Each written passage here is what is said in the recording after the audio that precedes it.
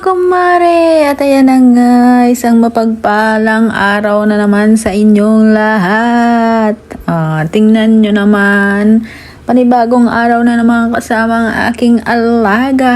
At ayan na nga, diba, binabalbasan ko si Lolo this time kasi nga medyo mahaba ng kanyang mga balbas. Tingnan nyo naman yan. Napakabait ng lolo ko. Yan yung alaga ko na kahit minsan naasar siya sa akin kasi sunod ako ng sunod sa kanya.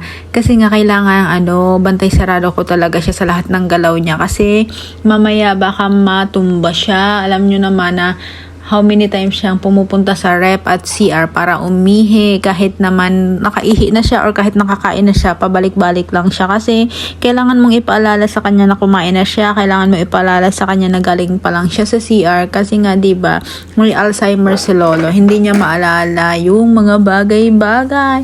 Minsan nakakalimutan niya nga pangalan ng nag-iisa niyang anak. Diba? At ayan na nga, 'di ba? Magiging manicurista pa tayo for today's video. Ganyan ang buhay ng isang caregiver dito sa ibang bansa.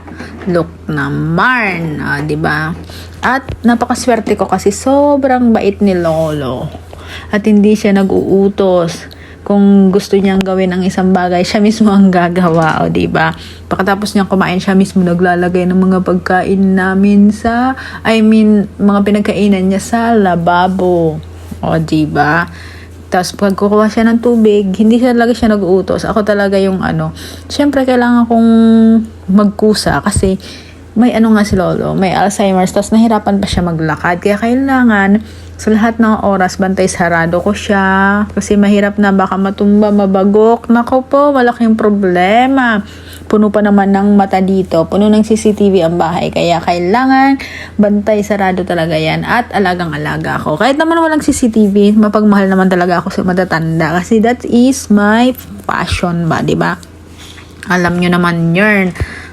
Diba? Linisan ko siya ng kuko para hindi madumi. Pero malinis naman talaga yan. Pinupudpud ko pa ng pinupudpud. Kasi syempre, alam nyo naman, para mas sobrang net and clean ba siyang tingnan.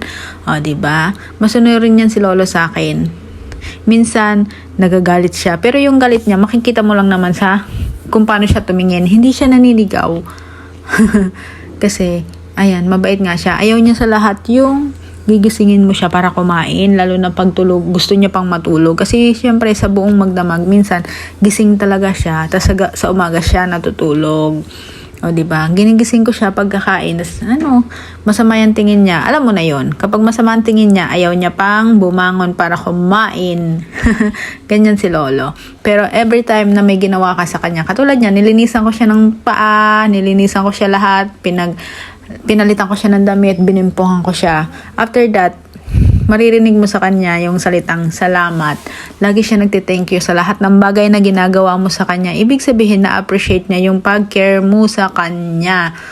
Diba?